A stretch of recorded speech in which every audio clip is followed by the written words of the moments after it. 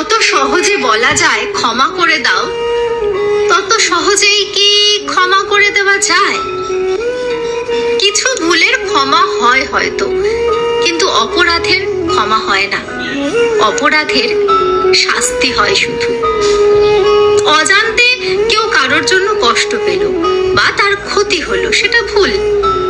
কিন্তু জেনে শুনে কাউকে কষ্ট দেওয়া, ঠকিয়ে দেওয়া, ক্ষতি করার চেষ্টা করা, সেটা কিন্তু অপরাধ। অনেক সময় অপরাধীকে ক্ষমা করার ভান করতে হয়, চাইলেও তাকে শাস্তি দেওয়ার উপায় থাকে না। তাহলে কি তার অপরাধ মাফ হয়ে যায়?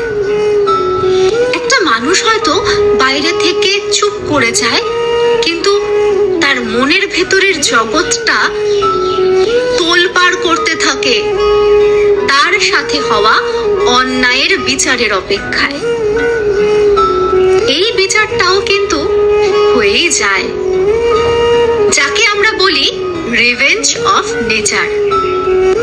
মানুষ ছেড়ে দিলেও প্রকৃতি কিন্তু ছেড়ে দেয় না। আমরা তো সাধারণ মানুষ,